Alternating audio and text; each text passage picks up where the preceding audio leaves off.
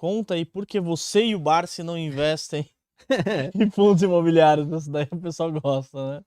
Cara, sabia que foi na Genial, foi o Charles, que gosta muito de fundo imobiliário, e o Fábio Baroni, não, o professor O Baroni, professor Baroni é já. que é de fundo imobiliário. Fundo imobiliário não é ruim. Acho que o pessoal precisa entender isso. Não é ruim. Não é que é ruim. Meu Deus, é o pior ativo que existe. Não é isso. Eu não invisto porque eu não acho que você não deva investir. Eu não invisto, primeiro motivo.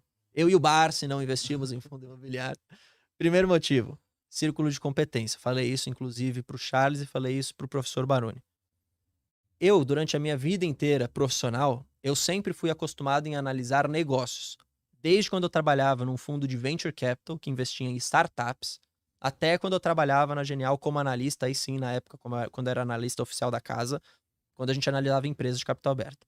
Então, na minha opinião, o jeito, as variáveis que você precisa entender, a mentalidade que você tem que ter para analisar uma empresa, apesar de ter muitas coisas em comum com o fundo imobiliário, é diferente. E eu não sei analisar fundo imobiliário, porque eu nunca fiz isso.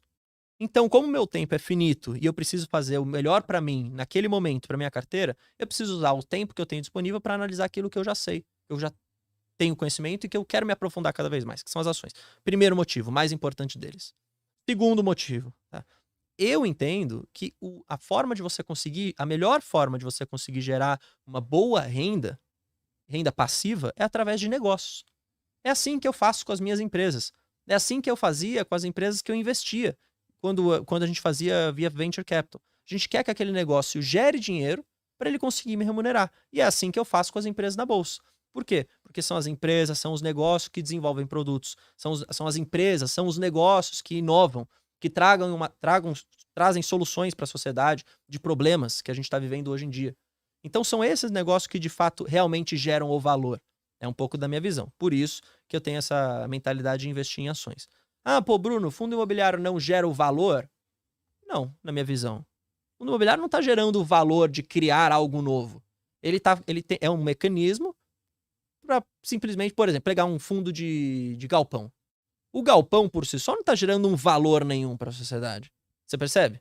O que está gerando valor, de fato, é o que o Mercado Livre, por exemplo, criou.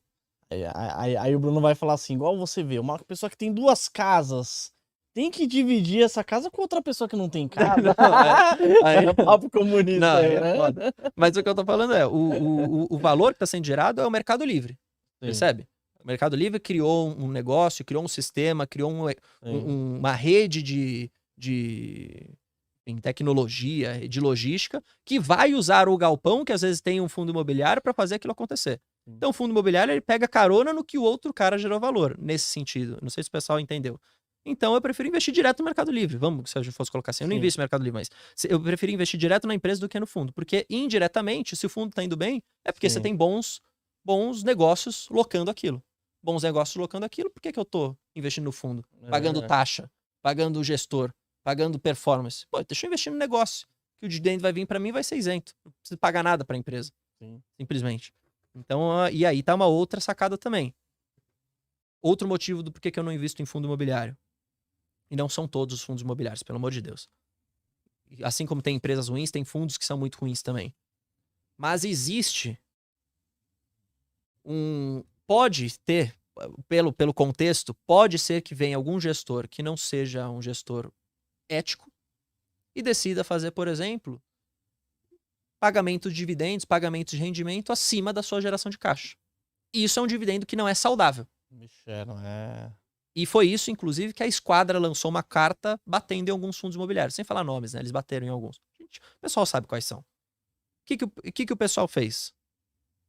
O que os gestores faziam, né? Pô, vou pagar um dividendo acima da minha geração de caixa, porque eu sei que vai ter muito cara que vai querer comprar o meu fundo, porque o dividendo vai estar alto. Vai lá, caramba, que rendimento maravilhoso, mais de 1% ao mês, isento de imposto, deixa eu comprar. Aí o que acontece depois? O cara chama a subscrição.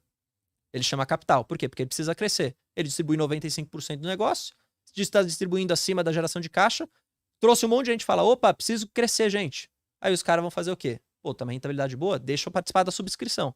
E aí fica participando, até o momento que chega, o negócio fica insustentável e o dividendo cai pra caramba. E por que os fundos fazem isso?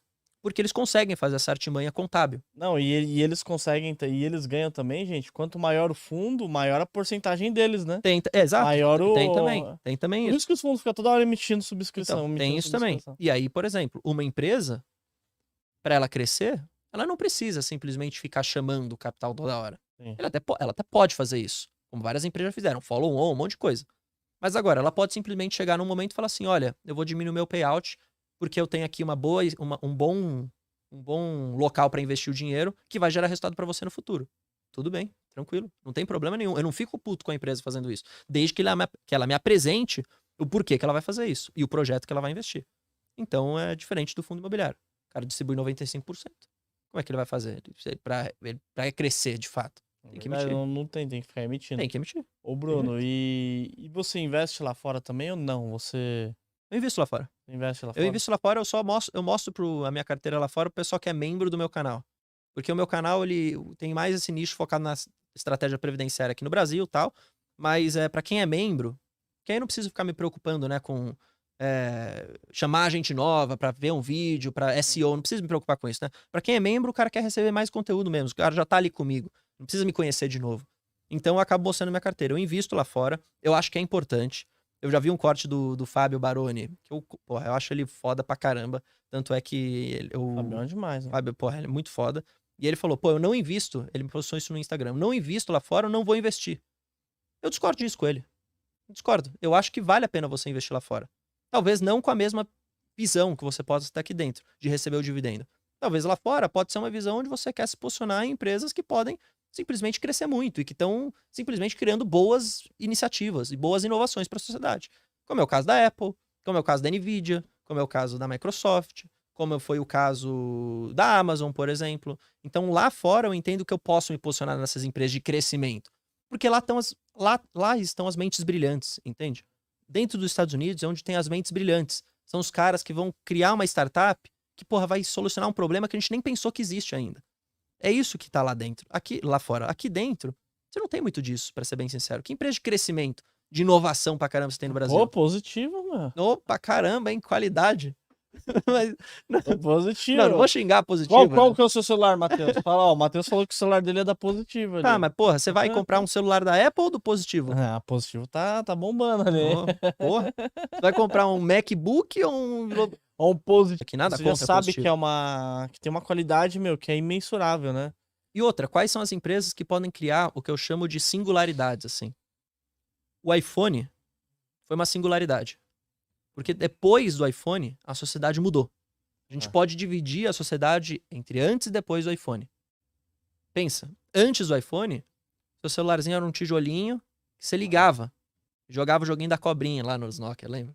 Os joguinhos da cobrinha. Com o iPhone, isso daqui passou a ser tudo. Passou a ser o trabalho de muita gente. Você passou a ter aplicativo aqui dentro. O GPS passou a ser aqui dentro. Então isso dividiu a sociedade. Que empresa no Brasil aqui dentro tenha potencial para fazer isso como fazem as empresas lá fora? Eu não acho que tem tanto. Por isso que no Brasil eu prefiro ficar nos setores perenes, previsíveis de empresas já maduras. Elétricas, grandes bancos, seguradoras, que vão me remunerar em dividendo. E eu vou ver da renda passiva. Lá fora, eu vou me expor nessa, entre aspas, brincadeira de conseguir crescer o meu capital. De comprar e ser sócio de um negócio que pode criar um negócio absurdo e valorizar trilhões por cento, sabe? Falando aqui, óbvio, falando números gigantescos, mas essa que é a grande ideia. Então lá fora a minha estratégia é essa. Investir em empresas de crescimento, basicamente. Não tô olhando pro dividendo, nem quero olhar pro dividendo lá fora. Tô buscando esse tipo de empresa. E que olha que interessante.